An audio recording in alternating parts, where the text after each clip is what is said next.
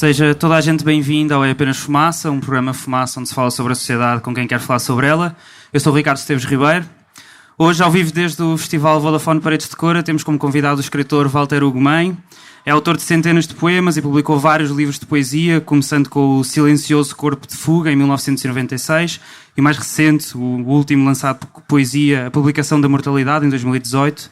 Publicou 7 romances, como O Remorso de Baltasar Serapião, que ganhou o Prémio Literário José Saramago em 2007, A Máquina de Fazer Espanhóis, 2010, que venceu o Grande Prémio Portugal Telecom Melhor Livro do Ano e o Prémio Portugal Telecom Melhor Romance do Ano, ou os mais recentes, A Desumanização, 2013, e Homens Imprudentemente Poéticos, 2016.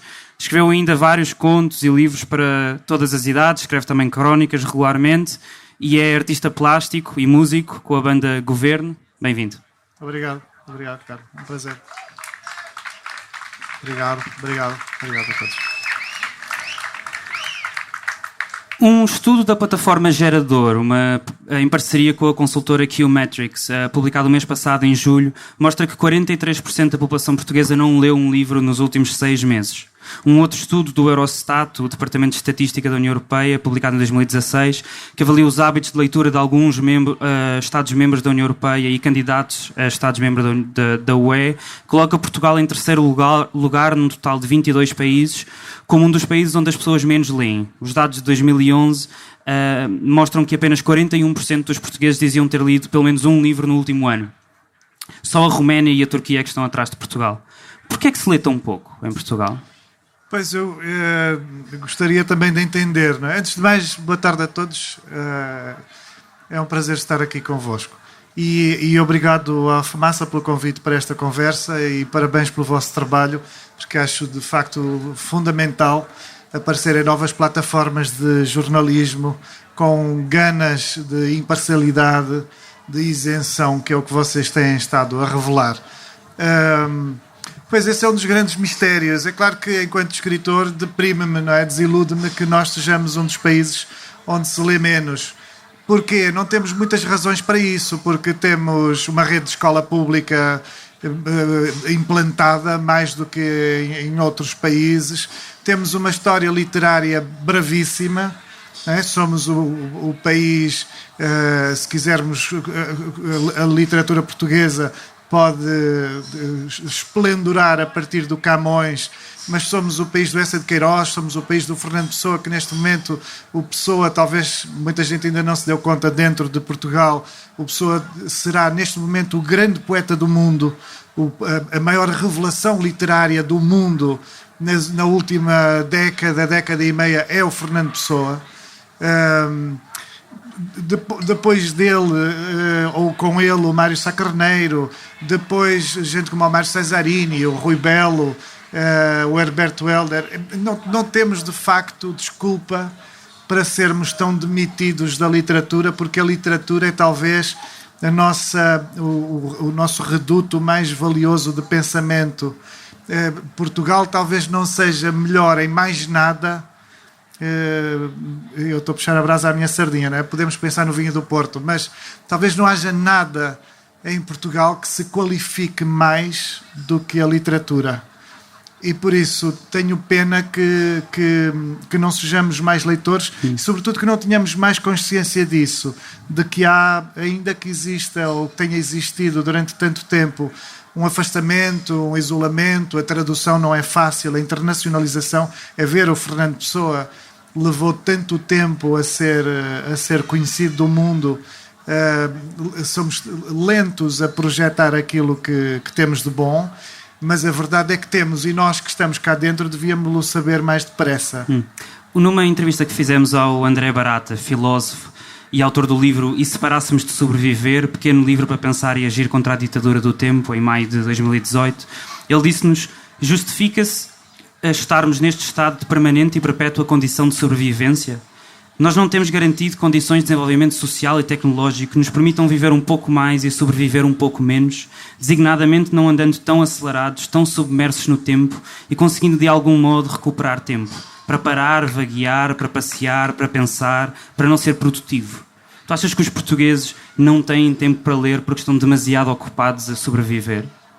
Sim, temos uma relação com a sobrevivência muito imediata, muito direta, e de facto eu tenho escrito algumas coisas sobre essa questão, no sentido de considerar que a humanidade começa depois da sobrevivência, ou seja, a humanidade como conceito, como projeto de coletivo, que é isso que significa, é uma ideologia, a humanidade é uma ideologia, não é uma condição animal, não vem de um animal. Enquanto projeto, de facto, só começa depois que nós tenhamos o corpo cuidado, satisfeito, garantido, não é? E por isso a sobrevivência é aquilo que nos atribui, que nos reconhece a possibilidade de depois sermos gente.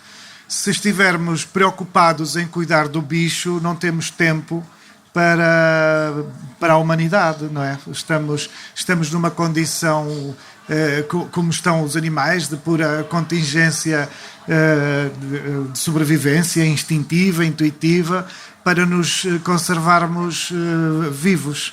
De maneira que acredito muito nisso, ou concordo muito com isso.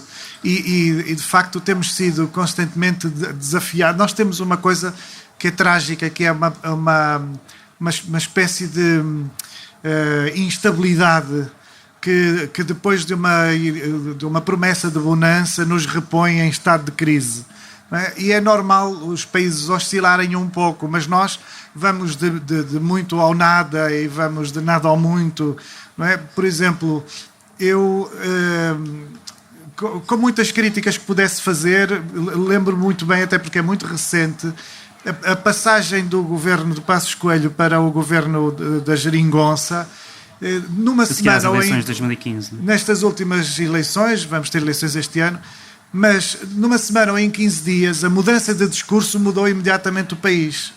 Eu não sei se fui só eu a sentir isso, mas a sensação que eu tive foi que bastou desaparecer aquele grotesco homem. Eu não preciso ser isento, tu tens de ser isento.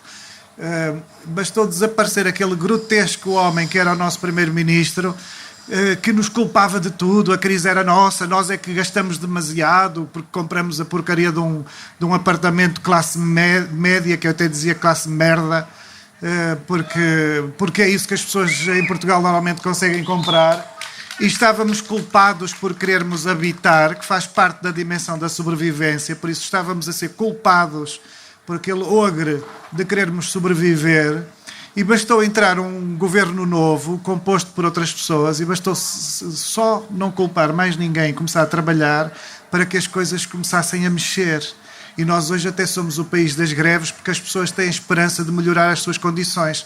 Na altura do governo anterior ninguém fazia greve, porque toda a gente sabia que não ia melhorar porcaria nenhuma. Por isso...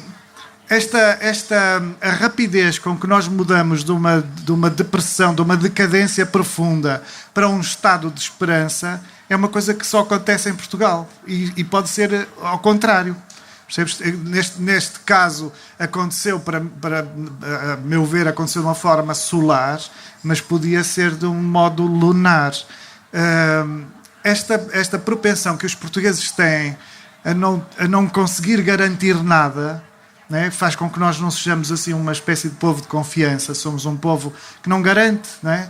A única coisa que nos assiste de facto é uma capacidade de trabalho e de resistência incríveis, porque trabalhamos e resistimos e a coisa melhora e piora e melhora e piora e melhora e piora, e a gente afinal gosta de aqui estar e continuamos a ser um povo de boa gente, que eu acho que é o mais assinalável. Portugal consegue, depois de ter sido violentado por 48 anos de uma ditadura, consegue ser um povo de boa gente, de boa fé, de gente que genericamente ainda é de boa fé. E nós de alguma forma podíamos nos tornar ressentidos ao ponto de retaliarmos, não é? Dizer assim, caramba, já me lixaram a vida durante 48 anos e agora de vez em quando ainda me lixam a vida com meia dúzia de governos que tivemos, quase todos eventualmente. Mas ainda assim somos genericamente boa gente, coisa que não acontece nem com os turcos nem com os arménios, que não são tão simpáticos quanto nós e são os que leem menos do que nós. Os romenos. Pronto, desculpem os arménios presentes, são os romenos, e os turcos é que leem menos do que nós. São os dois um bocadinho mais antipáticos do que nós. O António Lobo Antunes, em entrevista ao Diário de Notícias em outubro de 2018, disse: o que é que se pode fazer para aproximar as pessoas da leitura? Temos de lhes dar grandes livros, mas os miúdos são logo ensinados na escola a não gostarem da literatura.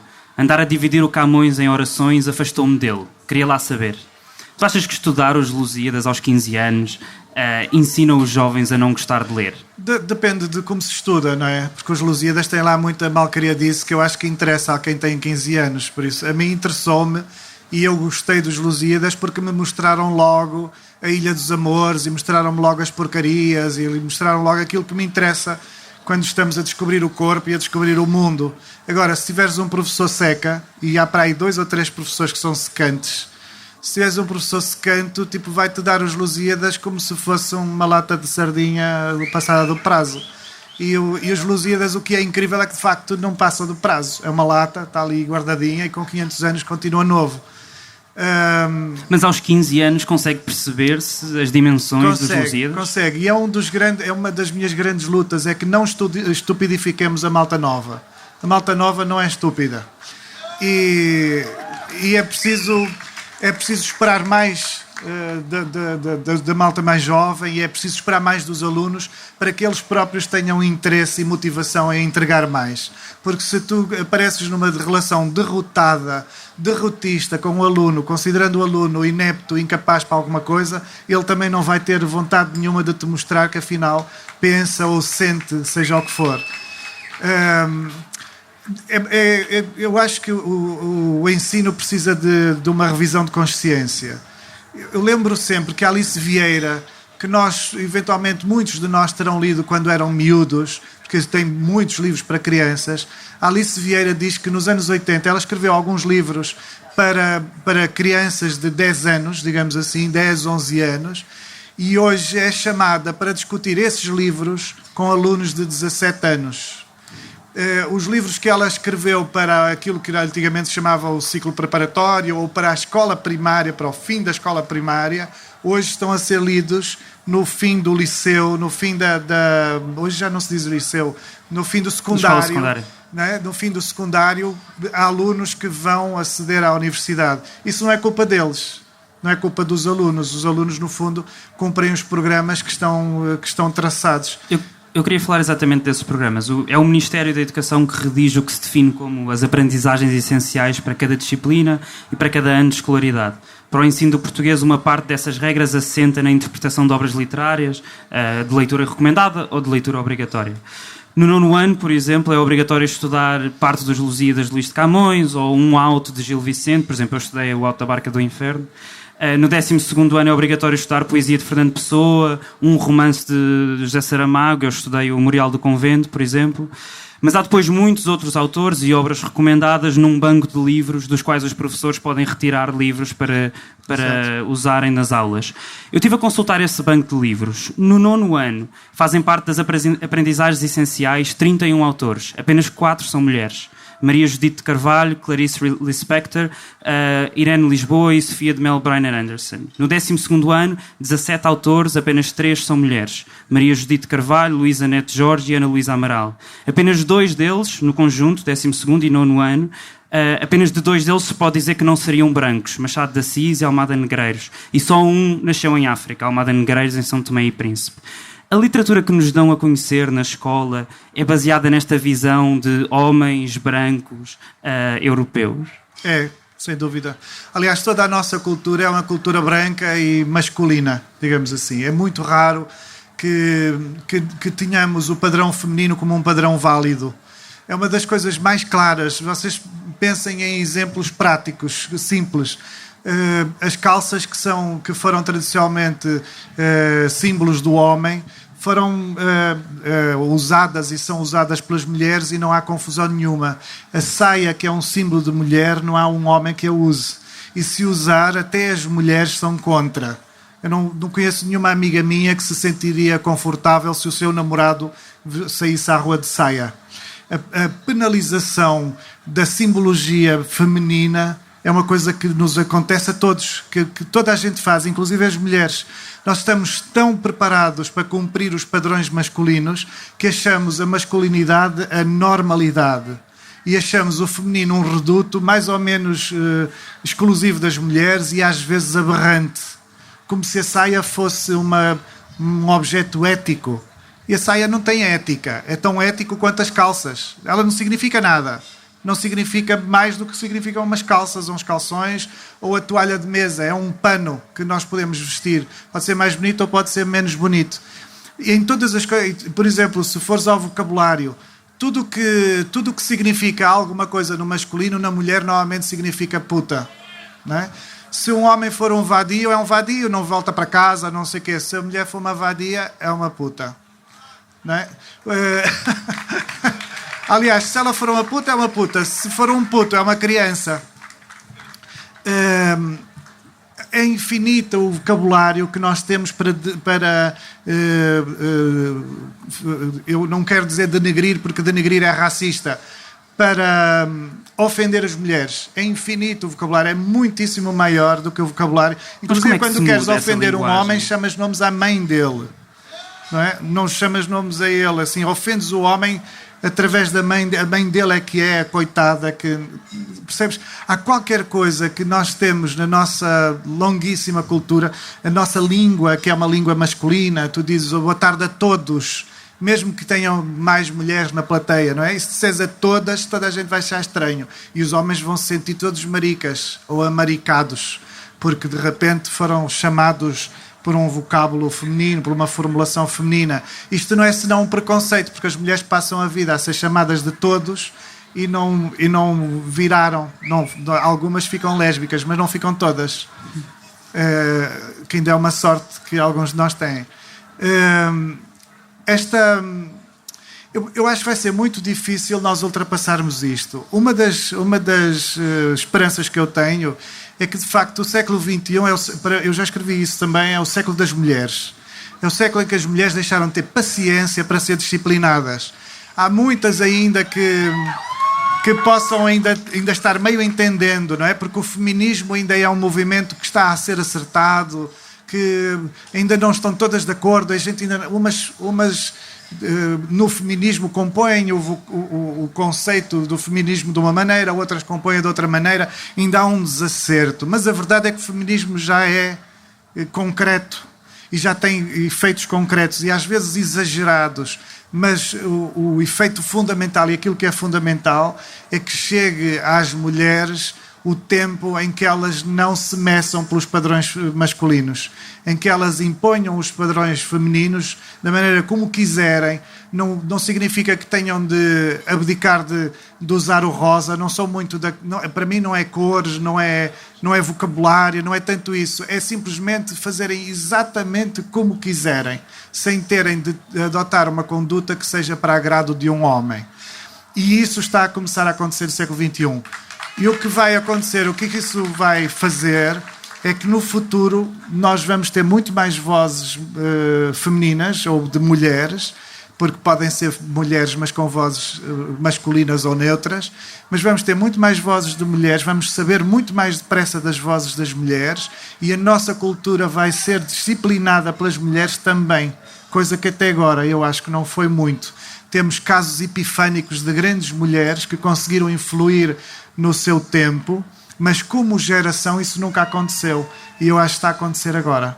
Posso dar o caso concreto da poesia. A poesia contemporânea, como a poesia é uma linguagem de vanguarda, normalmente é uma linguagem urgente que tenta prever o futuro.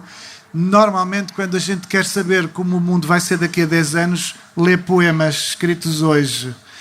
E a poesia escrita hoje é sobretudo boa ou é sobretudo importante quando é da autoria das mulheres.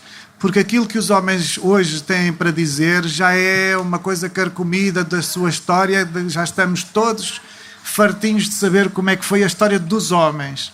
E as mulheres começam a dizer aquilo que querem dizer sem terem de fazer poemas de amor ao seu donzelo amado. E então o que as mulheres estão a escrever e a dizer hoje na poesia nunca foi dito. E se foi dito pontualmente, sem ser uma questão geracional. E agora é assim uma espécie de exército de poetas, de mulheres poetas, que estão a dar uma coça nos homens poetas porque são melhores, porque estão de facto a trazer ao mundo algo que o mundo ainda não tinha. Parece impossível, parece que as mulheres foram inventadas há pouco tempo, não é? Mas horrivelmente, de facto, as mulheres precisaram de penar para poderem estar de pernas abertas em paredes de coura.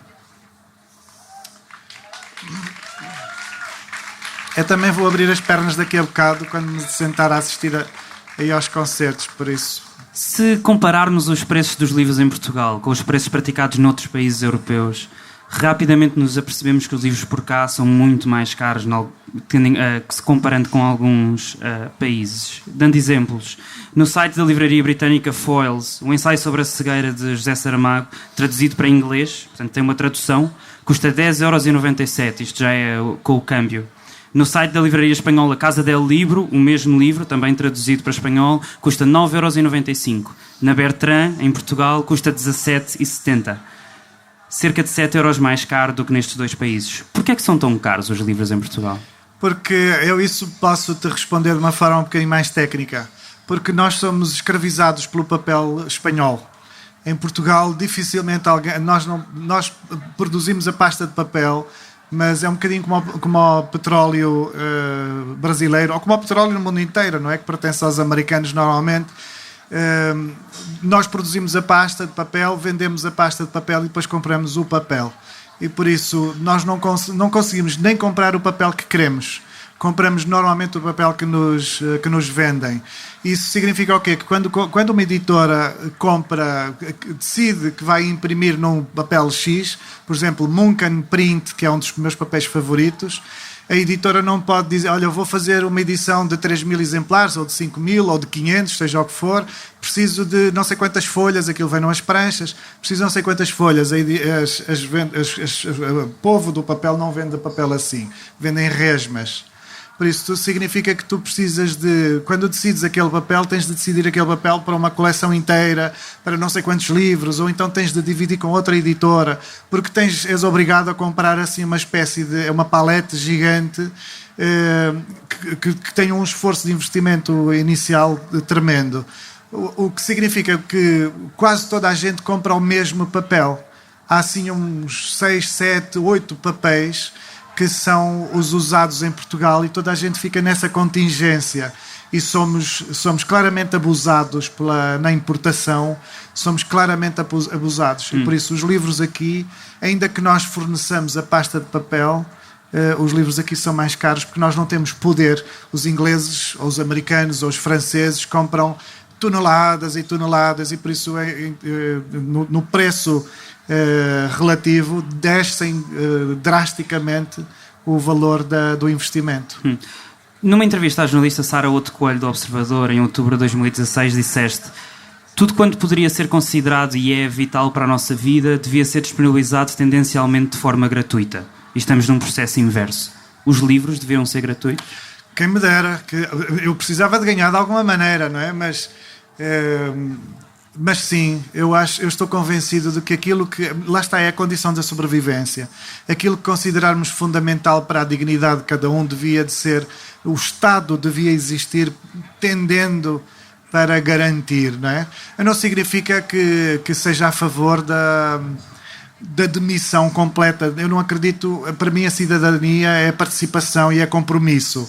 Um indivíduo que se demita de tudo não é um cidadão, é um consumidor.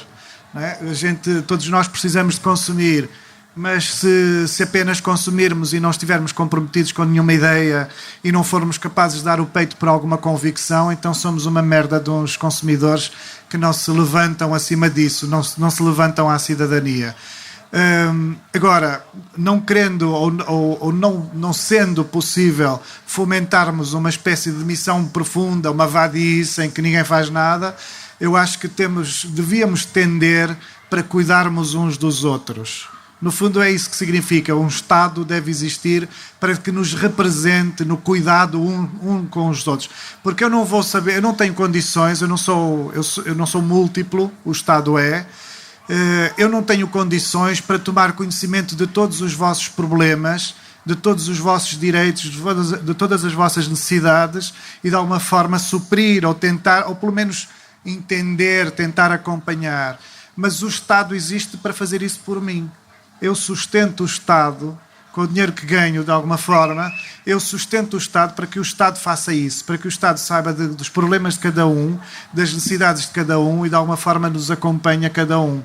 E, por isso, há coisas como a alimentação, a habitação, o ensino, o acesso ao ensino público, gratuito, a saúde. Eu vou ser sempre defensor da gratuitidade e da tendência gratuita desses direitos. No teu livro O Apocalipse dos Trabalhadores, que foi publicado em 2008, tu escreves um diálogo entre o Sr. Ferreira, o patrão, e a Maria da Graça, a mulher a Dias, em que escreves: a arte é incapaz de exageros. Entendo o que lhe digo, Maria da Graça? Perguntava. Ela encolhia um pouco os ombros e não sabia o que dizer. Tudo lhe parecia demasiado empolado para que fosse válido para a sua vida tão simples. Pensava que estava ali apenas para fazer o seu dinheiro e era de coisas de comer e vestir que precisava. Aquelas teorias apaixonadas não lhe pareciam nada de pôr na sopa. Pois. Os livros também não são nada de pôr na sopa, para não. Sim, mas há um outro tipo. A Natália Correia dizia: ó, subalimentados do sonho, a poesia é para se comer. E de facto, lá está, se quiseres manter apenas o bicho, qualquer sopa, um pouco de beterraba ou até assim uma relva bem cortada, já serve. Mas se quiseres de facto ascender à condição de gente, não é? À humanidade, precisas de te fazer de outra forma e por isso precisas de outro tipo de alimentação. E a cultura é a construção da nossa identidade e é absolutamente a construção da autoestima. Não há autoestima sem sabermos quem somos, sem termos brio na cultura que temos, sem sabermos da cultura que temos e sem representarmos de alguma forma um pensamento que oferecemos ao mundo. E por isso eu sou a favor do fortalecimento das pessoas, dos cidadãos, na sua consciência cultural e no proveito cultural. Acho que as pessoas deviam de ser motivadas a visitar os museus, a entender porque é que determinadas coisas são tão preciosas e são tão valiosas, o que é que elas simbolizam, que memória, no fundo, é que elas estão a tentar deixar-nos. E deviam de frequentar as bibliotecas. Uma das coisas estranhas para mim, que tenho tantos anos de livros e de bibliotecas, é de cada vez que eu faço um evento numa biblioteca, convido as pessoas e coloco no Facebook, ou seja como for, ainda hoje há pessoas que me perguntam se é grátis. Como é que se entra na biblioteca? Se é grátis entrar numa biblioteca? Se compram um bilhete para a biblioteca? E é estranho isto. Eu nunca pensei que quando me começaram a perguntar isto há muitos anos, desde o meu primeiro livro, há 23 anos, que me perguntam isto, eu não conseguia acreditar. É assim, como é que as pessoas não sabem que as bibliotecas são grátis? Estão abertas, são de todos, não precisam ter vergonha de entrar. Às vezes há pessoas burras dentro das bibliotecas, há pessoas muito inteligentes fora das bibliotecas e o acesso tem de ser livre, não tem de haver pudor na entrada da biblioteca. E por isso, enquanto as pessoas não tiverem essa...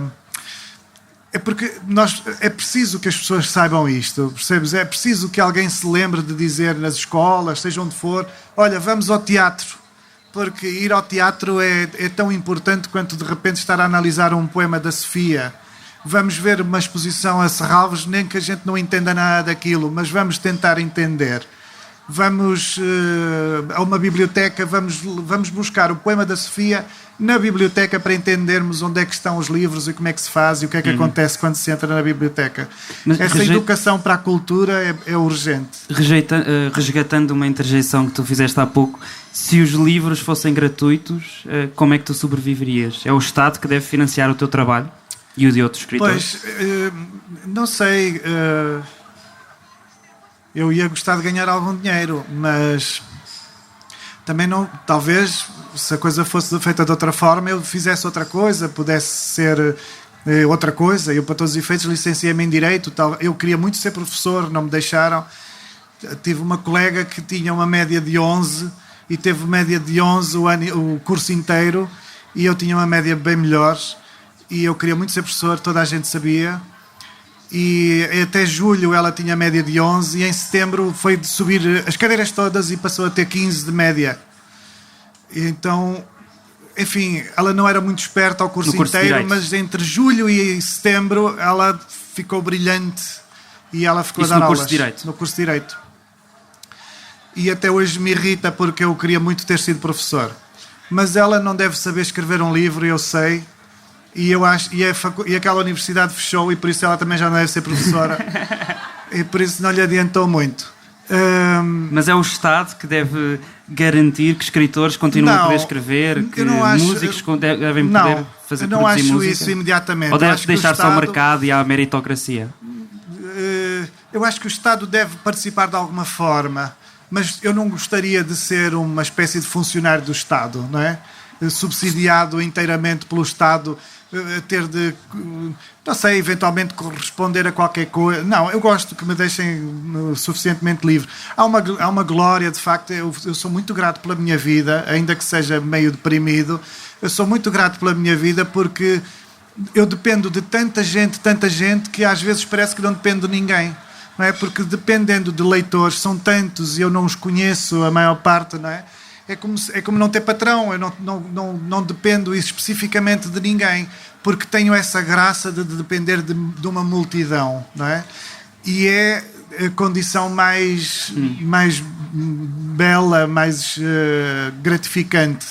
E gosto que seja assim. Agora, claro, entendo que outros autores eventualmente não têm essa sorte, os seus trabalhos não se foram popularizados, mas se eu não fosse um autor que vende alguns livros, talvez pudesse de vez em quando pedir que o Estado, ou propor um projeto, sei lá, mas ser assim pago pelo Estado não acho fixe.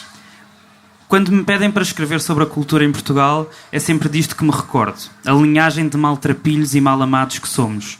Ainda hoje, se quiserem encontrar um ícone atual da cultura portuguesa, é possível que o vejam atrás de um balcão de um bar ou a trabalhar num hostel para suportar a sua criação artística. E no final, ainda ser acusado de viver às custas do Estado. Isto é um excerto do texto O País dos Improváveis, do cineasta Miguel Gonçalves Mendes, autor, por exemplo, do documentário José e Pilar, e que neste momento procura financiamento para terminar um filme O Sentido da Vida, de que tu és uma das personagens. O Miguel ainda é mais trágico do que eu. É preciso pôr logo a coisa. O Miguel tem uma visão trágica, terrível, amargurada de todas as coisas. Eu não escreveria isso. O que eu te queria perguntar é: quantas pessoas é que vivem dos livros em Portugal? 14 ou 20. Cabiam em tua casa? Cabiam. Tinham era que comer frango de caril, que eu não sei cozinhar mais nada. Mas cabiam, sim. Não há muita gente, não. Tu és um privilegiado neste meio? Sou eu, o Gonçalo M. Tavares, o Zé Luís Peixoto. Não há muita gente. Até porque nós temos isso, é curioso, por exemplo, há muita gente que me aborda e que me diz: olha, li pela primeira vez um livro seu, ou fui motivado ou motivada para ler um livro de um autor português, foi a primeira vez, não gosto de autores portugueses. E esta é uma coisa estranha, porque vocês não ouvem isso na Espanha, na Inglaterra, na França. Não existe isto de não gosto de autores portugueses, não gosto de autores franceses. Um francês nunca diria isto. O francês tem consciência da terra do Victor Hugo, não é? E às vezes é um pouco duro, assim, mas porquê é que não gosto? E as pessoas às vezes admitem: eu nunca li, ou então tinha lido uns pastelões secantes e tinha-se desmotivado, e depois descobre que os autores, sobretudo contemporâneos, estão noutro patamar, na outra coisa. Nós não somos os clássicos do século XIX que eventualmente têm de ser lidos na escola, e por isso talvez descubram que quando leem um autor contemporâneo, descubram que tem que ver connosco, porque nós somos pessoas deste tempo e por isso a nossa literatura é deste tempo, diz respeito a quem somos agora. Mas é isso. Tu ganhaste o prémio literário José Saramago. Eu quero dizer uma coisa sobre essas mitologias dos balcões e não sei o quê. Sabes que durante a ditadura dizia-se muito, eram 48 anos de censura e de adiamento.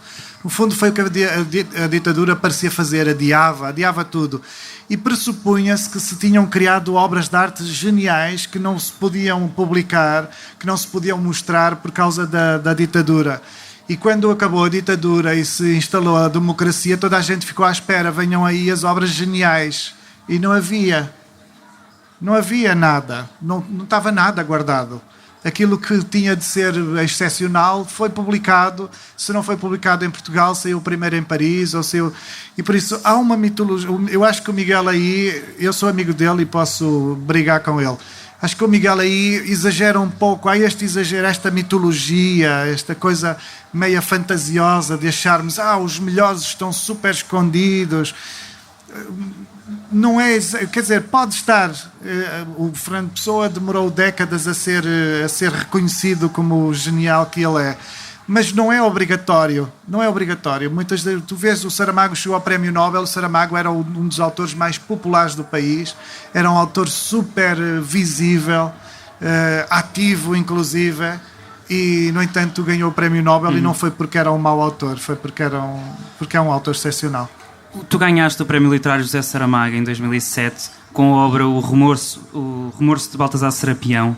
Foi o Prémio Saramago que te permitiu viver da literatura? Foi o Prémio Saramago. O Prémio Saramago, eu acho que se vocês tiverem menos de 35 anos... Até porque todos os escritores que tu disseste que viviam da literatura, Gonçalo M. Tavares, José Luís Peixoto, todos eles ganharam esse prémio. O João Tordo, o Bruno Vieira do Amaral... Mas foi a partir desse momento que tu passaste a viver da literatura? Foi.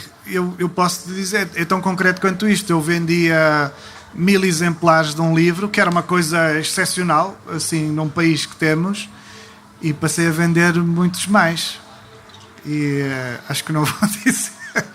Mas é uma diferença tremenda. Eu, na altura, senti que tinha entrado num elevador. Percebes? Que o percurso faz-se subindo uma escada, um degrau, vai um degrau, vai um degrau, vai um degrau. E a gente sente isso, não é? Sente que tem mais alguns leitores, e mais alguns leitores, e mais alguns leitores, e de repente ganhas o Prémio Saramago e vais para um 16º piso e subitamente tens muitos mais leitores. Muitos mais leitores. E aumenta tudo no sentido em que aumenta a pressão, as pessoas começam-te a dizer o que é que tu devias escrever... começas a sentir necessidade de saberes muito bem quem és para ter a certeza de que não te vais perder e que não vais ser funcionário dos leitores, no sentido em que a pessoa gosta muito da Máquina de Fazer Espanhóis, vou fazer uma espécie de segunda parte da Máquina de Fazer Espanhóis. Por exemplo, até hoje escrevi um livro chamado O Filho de Mil Homens. É talvez o meu livro que mais mudou vidas de leitores. Há leitores que ficam muito impactados e que mudam a vida, têm filhos por causa daquilo. É um livro que faz filhos, estás a ver? E há muita gente... O impacto na vida de algumas pessoas é tão grande que elas não conseguem deixar de me pedir que volte a escrever dentro daquele universo, com aquela temática, um pouco próximo. E eu tenho de fugir daquilo, porque eu não quero voltar a fazer a mesma coisa. E eu não saberia ser esse funcionário de um leitor, sabes? Assim, tipo, ok, então eu vou fazer exatamente o que tu queres. E então é terrível, porque depois ficam frustrados, não é? Porque depois escrevo uma coisa qualquer, por melhor que seja, não é a parte 2 do Filho de Mil Homens. É outra coisa, é diferente. No passado dezembro, nós publicámos no Fumaça uma peça chamada James Baldwin, Ninguém Sabe o Meu Nome, onde relembramos a vida e a obra do escritor norte-americano, ativista antirracista, anti-imperialista, queer, e falamos sobre o facto de 30 anos depois da sua morte, em 2018, apenas 30 anos depois, ter sido traduzido e editado em Portugal um livro seu, o Se Esta Rua Falasse, publicado originalmente nos Estados Unidos em 74, cuja editora é Alfaguara Portugal, aqui em Portugal. Isto é representativo do mercado literário em Portugal? Pessoas negras, ciganas, queer, ficam de fora do mercado? Ficam muito. Nós não temos muito... Aliás, no que diz respeito ao grande ativismo, nós não temos uma escola, digamos assim.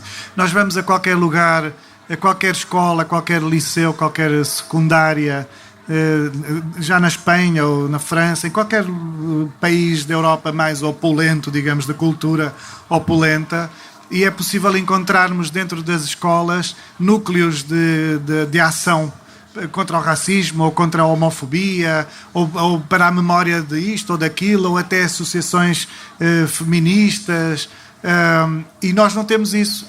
Eu vou a muitas escolas e sobretudo fui a muitas escolas. Só uma vez numa escola onde não estava nada à espera, uma escola de uma terra pequena, encontrei um núcleo LGBT. E era um miúdo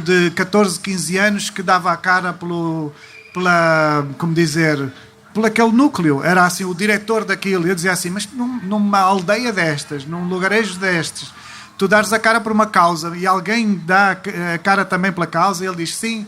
E a maior parte das pessoas que davam a cara pela causa não eram gays, mas eram solidários com a causa e pertenciam ao núcleo. E isso é brilhante, porque às vezes temos a sensação, e sobretudo em Portugal, pensa-se muito que para tu seres antirracista tens de ser negro, ou para estares envolvido, por exemplo, numa associação contra o racismo, só te envolves se te disser respeito a ti. E isso é muito bacoco. Eu acho que quando alguém, por exemplo, pertence a uma associação LGBT, ninguém tem nada a ver com quem essa pessoa dorme. Porque o mais normal é não dormir com ninguém. Mas como é que se explica? E por isso... A maior parte da malta chega ali aos 42 e já não dorme com ninguém. Quer dizer, dorme de vez em quando, tem assim... aos 18 também já vai acontecendo. E por isso, essa questão de sermos literais, não é? Isso é uma questão é uma bacuquice, porque é muito literal. Acaba por convencer as pessoas de que só são ativistas, só devem ser ativistas se estiverem afetadas. E se não estiverem afetadas, não têm de pensar nada, não é nada com elas. E isso é uma desmotivação, é uma forma de não sermos cidadãos, percebes? E por isso, se nós tivéssemos esse tipo de consciencialização na sociedade e desde logo nas escolas, se crescêssemos com isto, talvez tivéssemos noção ou tivéssemos vontade, interesse e soubéssemos o caminho para chegarmos a mais autores negros, para chegarmos a mais autores gays, sem que isso fosse estranho. Isso seria um interesse natural nosso, não é? Por exemplo, o Brasil tem muito mais isso. O Brasil, que tem uma pulsão negra tremenda, tem muito mais essa urgência de fazer uma inscrição dos povos negros, que eles não são todos a mesma coisa, mas a necessidade de fazer a inscrição dos povos negros é muito maior. E isso é vibrante. Um dos maiores ícones da literatura brasileira, Machado de Assis, não é branco, por exemplo? Sim, que por exemplo, que tem sido esbranquiçado nas fotografias. Quantas e quantas, se vocês forem à net, a primeira fotografia que vos aparece de Machado de Assis é branca. Porque está tão descolorada, é tão feita para não parecer negro, que é uma fotografia racista. E o Machado de Assis era negro. Casou com uma portuguesa do Porto. Isso é uma grande glória para nós lá no Brasil. Ele casou, foi apaixonado até ao fim da vida por uma portuguesa. A última pergunta, antes de passarmos para perguntas no público. Em setembro de 2015, em plena campanha eleitoral para as últimas eleições legislativas, António Costa, numa sala cheia de artistas, disse: mais do que um Ministério da Cultura, precisamos de um governo de cultura, porque a cultura tem que estar presente em todas as dimensões da vida, em todas as dimensões da atividade do governo. Agora que estamos a chegar ao final da legislatura... Onde é que está? Oh, António Costa, onde é que está o governo da cultura? Aí, que a gente tenha melhorado com a geringonça é uma coisa, mas onde é que está a cultura? Não é um governo da cultura? Não. Foi melhor, digamos. Pelo menos tem alguma cultura. Eu acho que nós temos um problema, é que nós não temos verdadeiramente uma política cultural. Não tem havido.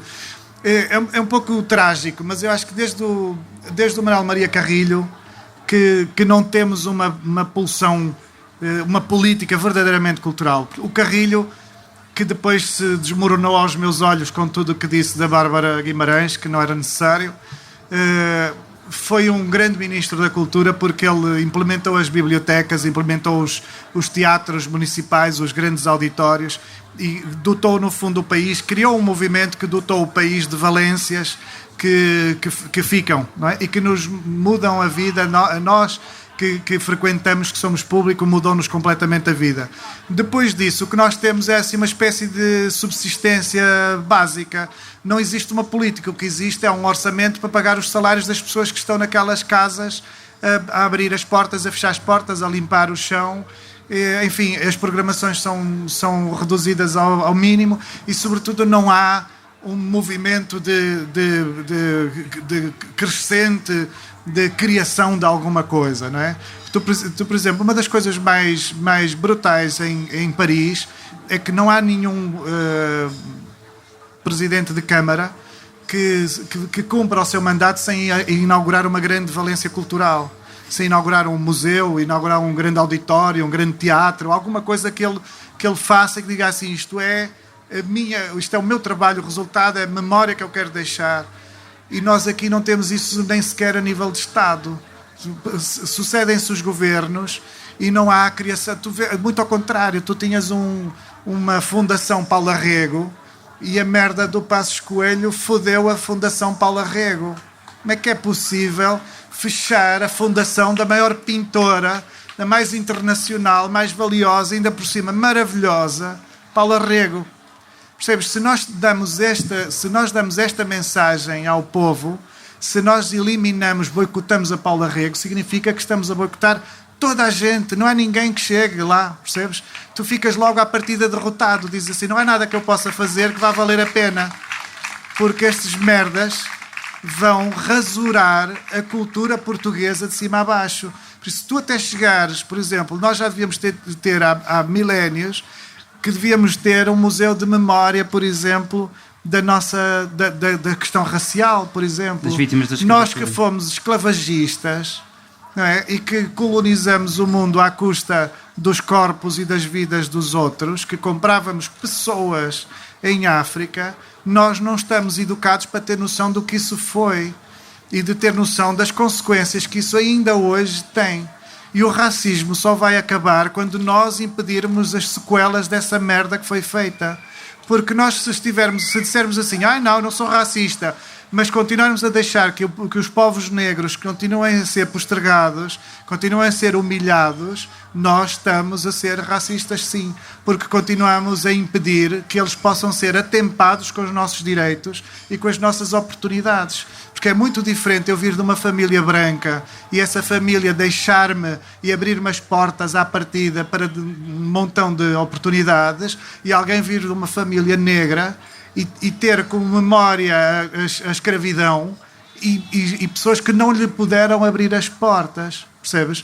E por isso, enquanto nós não influirmos todos para que as portas estejam abertas, para que cada um oportunize, e isto é brasileiro, para que cada um oportunize o que muito bem entender e souber, nós somos sim racistas. E nós, como portugueses, temos de ter um museu do racismo, temos de ter um museu negro que nos consciencialize e que nos explique, por exemplo, que quando em Lisboa, em 1755, houve o terremoto, 1/5 da população lisboeta era escrava, era escravizada. 1/5 das pessoas que viviam em Lisboa eram pessoas negras escravizadas. Nós, nas escolas, normalmente esquecem-se de nos contar isto.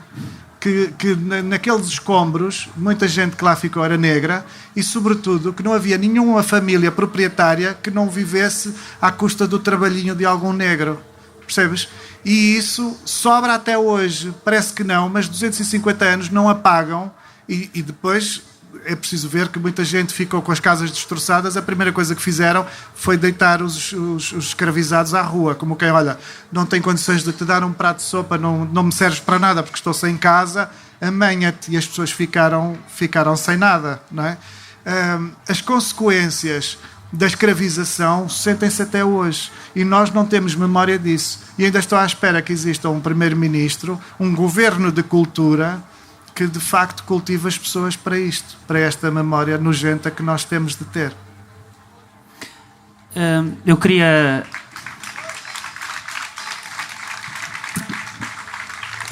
abrir agora a perguntas do público.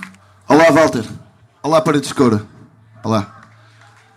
Eu venho de Braga. Há um museu chamado Museu dos Biscainhos e acho que era por causa do povo biscaio que ficava a viver ali na muralha.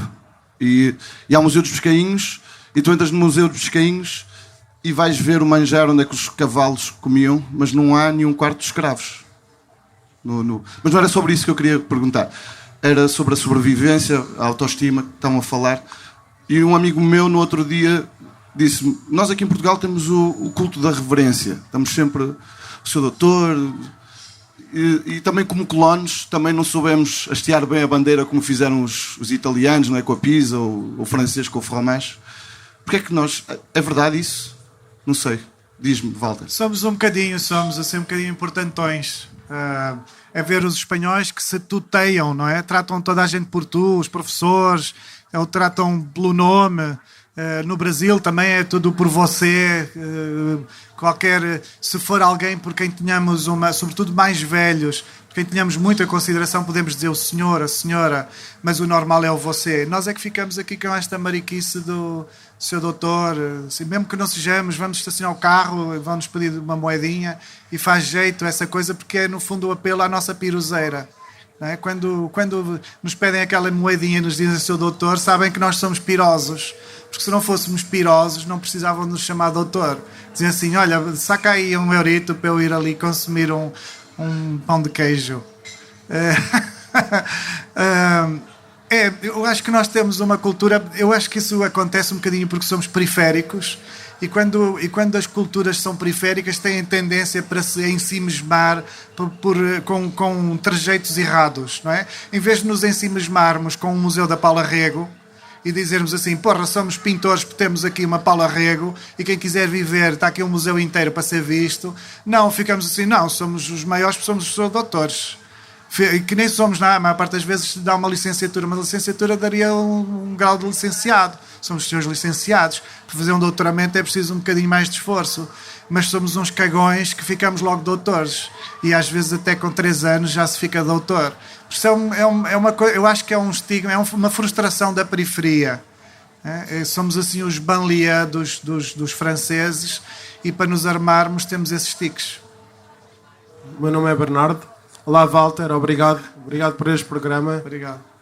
Valeu mesmo a pena estar aqui a ouvir-vos. Eu concordei com muita coisa que tu disseste, eu não concordei com outras. Há uma coisa que eu temo, que é... eu vejo muita gente a confundir o feminismo com o feminismo.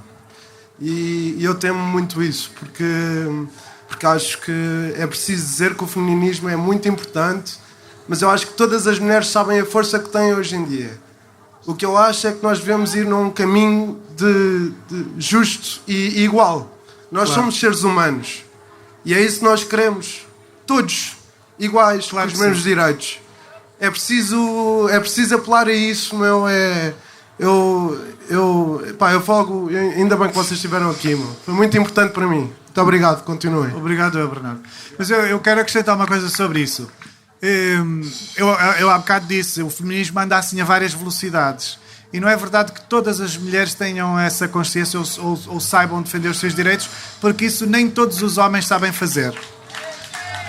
Algumas pessoas são mesmo oprimidas e algumas pessoas são mesmo educadas para ser menores. E no fundo esta questão toda da cultura e não sei o que vem do Estado já pode ser uma educação para sermos menores, já nos pode diferenciar como um dos povos que lê menos, já pode ser uma maneira de nos oprimirem, de nos manterem mais ou menos emborrecidos para não sermos capazes de saber e defender os nossos direitos.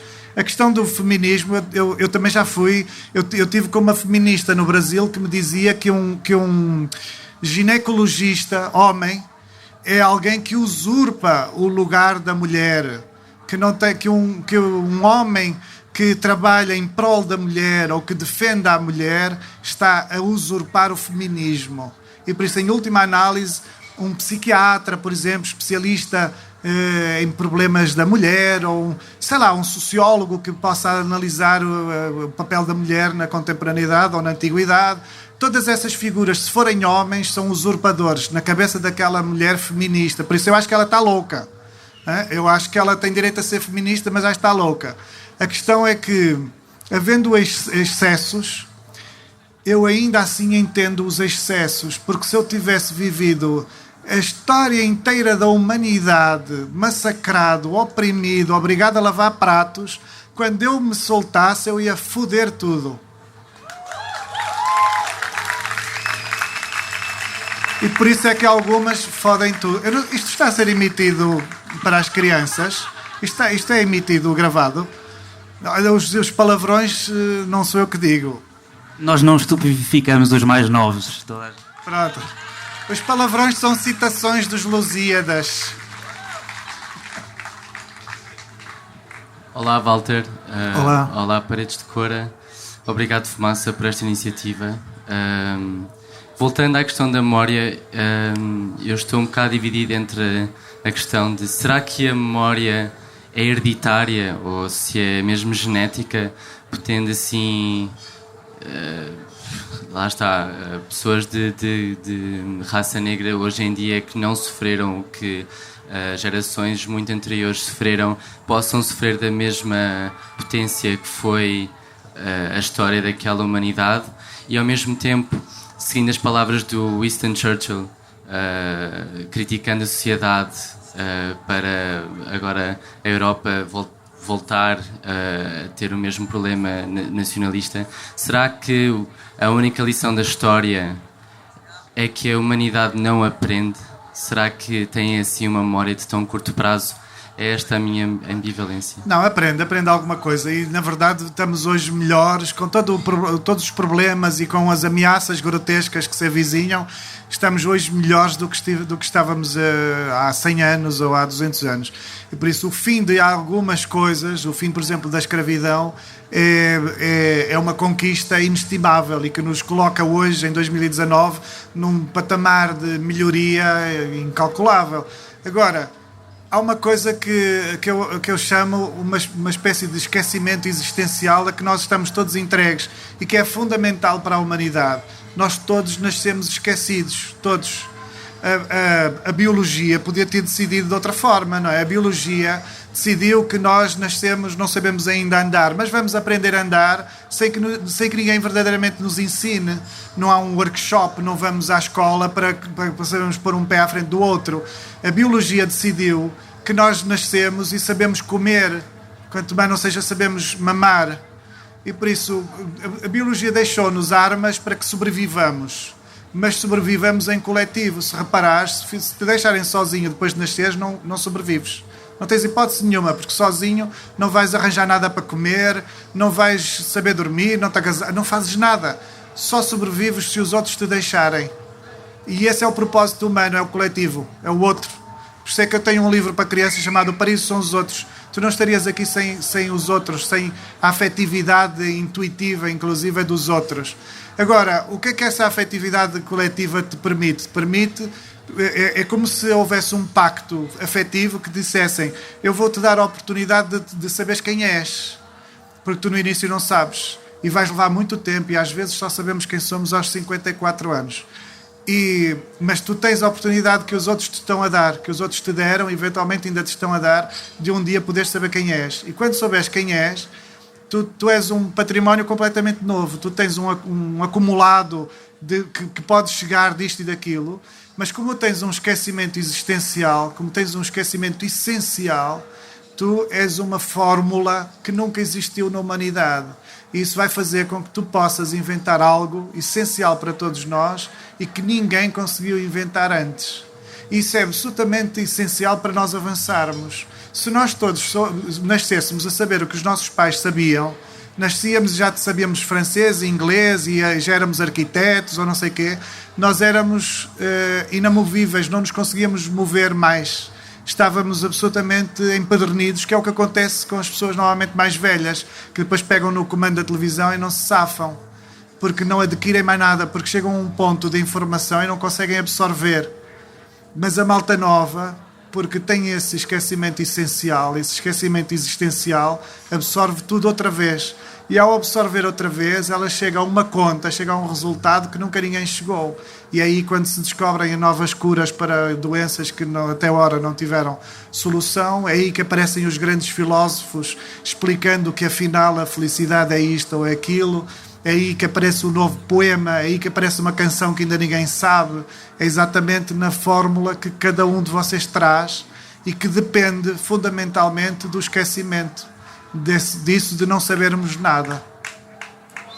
Por isso, a memória de que eu falo é sobretudo relativa às consequências, às sequelas, aos efeitos que ainda sentimos. Porque, por exemplo, se tiveres noção de que até há 100 e poucos anos, que não é muito, 150 anos, havia gente escravizada que fartou-se de construir casas, mas que não é proprietária das casas, talvez entendas porque é que algumas pessoas são herdeiras de belos palacetes e outras pessoas nunca mais vão conseguir construir seja o que for, ou vão levar muitíssimo mais tempo para construir seja o que for. Se nós tivermos consciência disso, talvez sejamos um bocadinho mais a favor de que as pessoas sejam como dizer, preferidas em determinados cargos, no acesso à universidade ou no acesso às escolas, que sejam cuidadas em determinados circuitos. Se nós não cuidarmos desses acessos, estamos a continuar a uma coisa que no fundo foi racista, que é o boicote a povos que foram boicotados, pronto, que se viram adiados. Olá, Walter.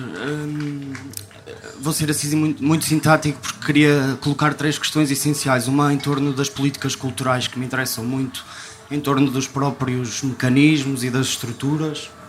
Uma em torno das questões da memória e do racismo e também dos edifícios, do património edificado que carrega uma memória. Por exemplo, um confronto muito grande que eu tenho ultimamente é eu, enquanto ser humano, como é que me posso colocar num lugar, por exemplo, os pelourinhos, que são lugares de hoje em dia onde as pessoas fazem efetivamente lugares de recreio sem qualquer tipo de memória histórica de que naquele lugar foram mortos judeus. Em relação à parte da escritura, eu venho de uma terra que se chama Moimenta da Beira, onde Aquilino Ribeiro nasceu, onde existe a Fundação Aquilino Ribeiro, que está completamente morta, e em questões políticas, culturais, de que forma é que tu pensas que o poder autárquico e o poder central, que responsabilidade é que tem perante estas fundações, perante não as deixar morrer, quando é que um plano nacional de leitura tem numa escola secundária, onde existe um escritor que espero que não seja preciso explicar quem foi Aquilino Ribeiro e a sua importância, e nunca foi lido numa única década naquelas escolas secundárias, nem daqueles lugares do interior, especificamente porque é uma literatura muito advinda daquelas demografias e regiões. Época, né? Exatamente. Depois também esta questão do património em torno dos pelourinhos, e desculpa dizer fumaça também aqui e agradecer a tua presença, mas também me interessa pensar sobre isto, que é de que forma continuamos hoje aqui a fazer exatamente o mesmo exercício, e desculpem a palavra, de fingir que estamos a falar de questões feministas, de questões raciais, quando continuamos a ter um homem a falar de questões feministas, um homem branco a falar de questões raciais. Não vou cortar nada, hein? Fica... portanto, só para percebermos de que forma, e eu contra mim próprio. Aí ela é que pode responder, porque não convidaste uma mulher. É um pouco para a fumaça, assim. E parabéns pelo vosso excelente trabalho, obviamente.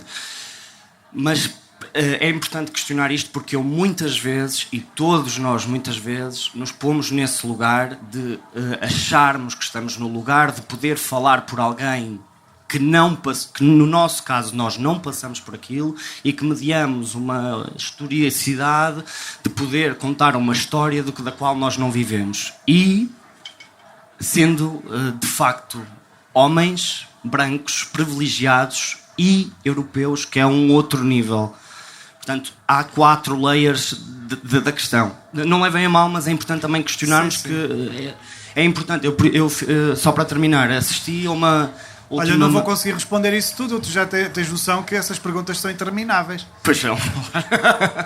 Não, só para terminar, só para dizer que uma das coisas mais pesadas e importantes às quais assisti ultimamente, e que também foi aí o confronto desta pergunta que te faço, porque para mim, eu reflito muito com os meus amigos sobre estas questões, que te faço a ti, mas também realmente à fumaça, porque foram eles que efetivaram o convite a ti diretamente.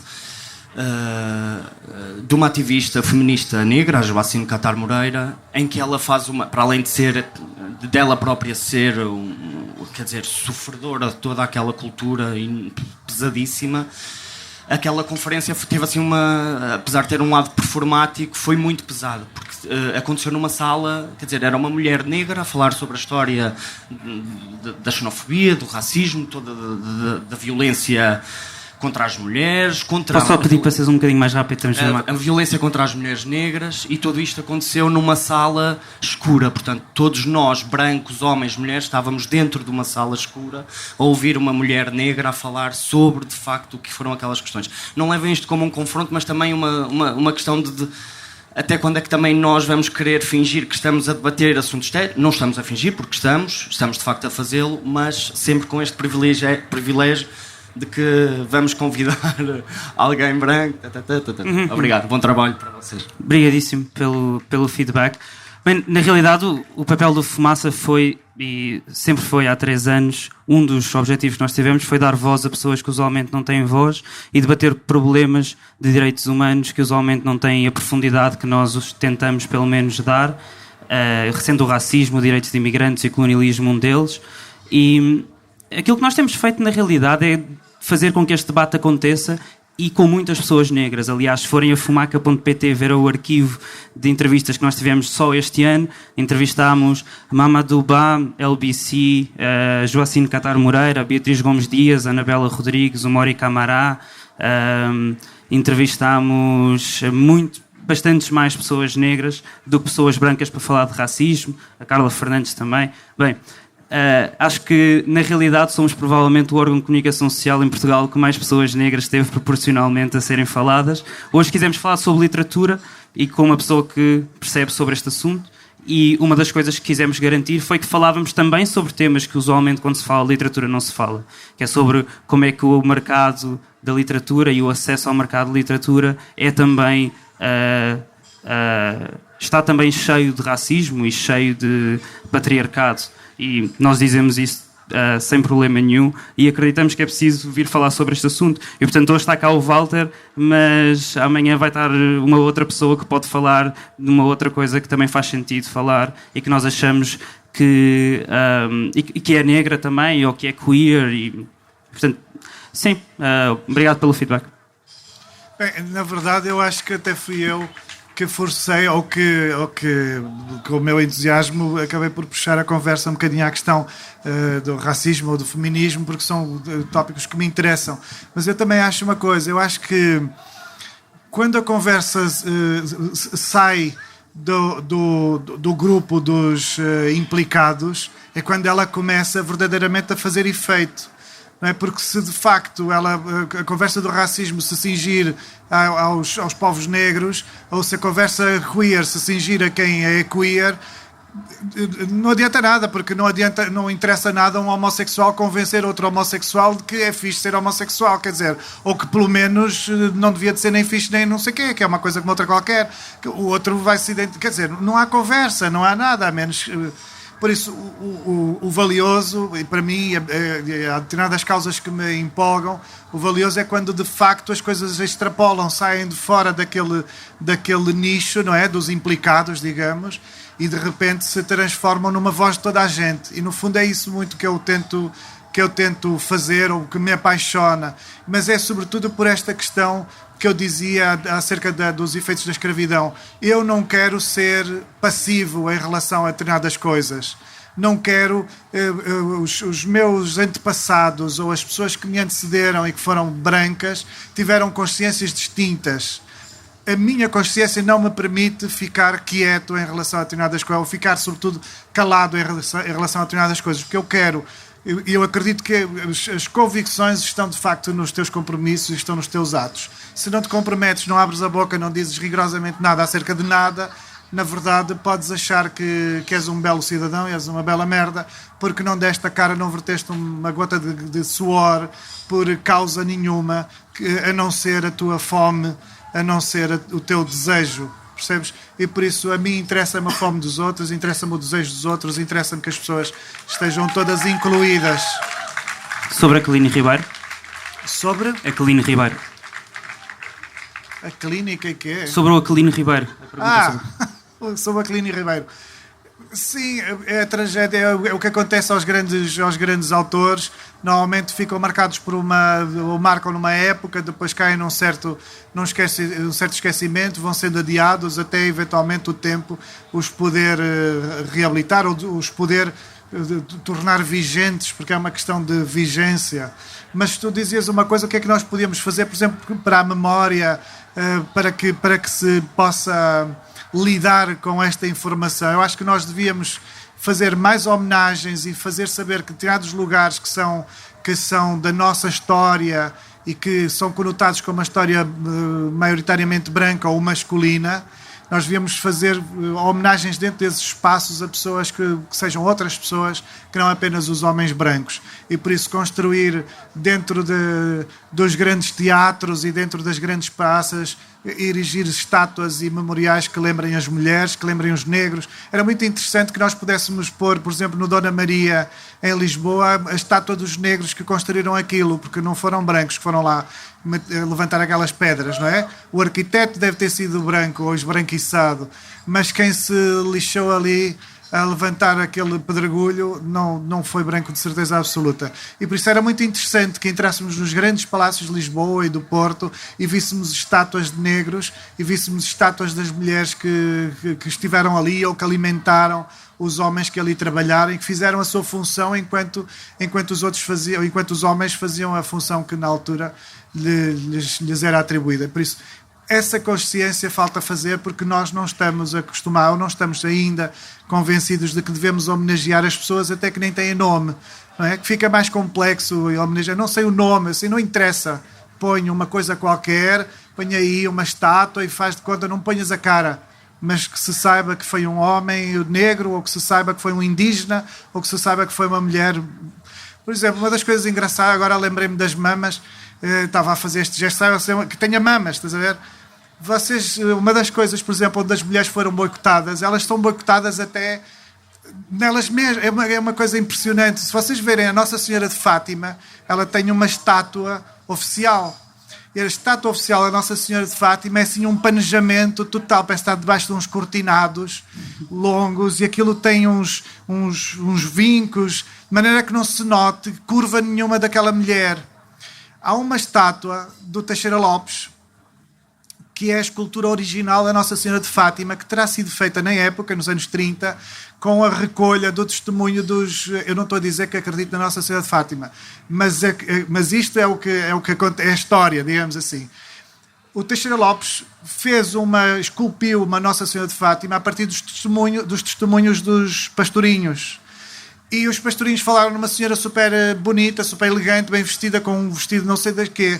Se vocês forem ver essa estátua, é linda de morrer. É uma mulher linda de morrer, com um vestido comprido e com mamas. Ela está com as mãos numa posição de prece, mas o braço lê-se perfeitamente, os ombros, a musculatura, digamos assim, a sensualidade, e lê-se os peitos. Ela tem peitos, porque ela não sei se já repararam, mas é uma mulher. Na altura, os responsáveis censuraram o grande escultor de Portugal, censuraram aquela escultura e meteram e deram lugar à criação desta múmia, que é uma coisa metida nos lençóis, onde até a Nossa Senhora de Fátima está proibida, enquanto que o Cristo, se repararem, está nu, com uma cuequinha, que a gente vê-lhe tudo, parece que está em coura, não é? O Cristo pode estar em modos coura, e a Nossa Senhora tem de estar debaixo daquele inverno todo. Não sei porque é que eu estou a dizer isto. Vamos ter de acabar. Temos de acabar, pronto. Esta foi mais uma entrevista do É Apenas Fumaça, um programa Fumaça onde se fala sobre a sociedade com quem quer falar sobre ela. Muito obrigado. Walter Hugo Mãe, escritor. Obrigado também a todas as pessoas que estiveram cá. Esta entrevista foi preparada por mim, Ricardo Esteves Ribeiro, pela Maria Almeida, pelo Pedro Miguel Santos, o Bernardo Afonso, a Margarida David Cardoso também. O Bernardo Afonso fez a edição de som, a Joana Batista foi responsável pela edição de vídeo, pelas fotografias e por esta linda camisa que eu hoje estou aqui a vestir. Fazem ainda parte da equipa Fumaça a Ana Freitas, Frederico Raposo, Mo Tafes, Sofia Rocha e Tomás Pinho. A música é dos Lotus Fever. Ouçam mais episódios em fumaca.pt, no YouTube, Spotify, na aplicação de podcast que vocês usam. Obrigado também, e vai parecer estranho talvez, aos bombeiros voluntários de Paredes de Coura, que nos deixaram acabar a preparação desta entrevista no quartel ontem até às tantas da madrugada, porque nós não tínhamos nem rede nem internet em casa. Queremos fazer do Fumaça o primeiro projeto de jornalismo português financiado pelas pessoas. Portanto, se vocês quiserem fazer parte disso, vão a fumaca.pt/contribuir. Até já.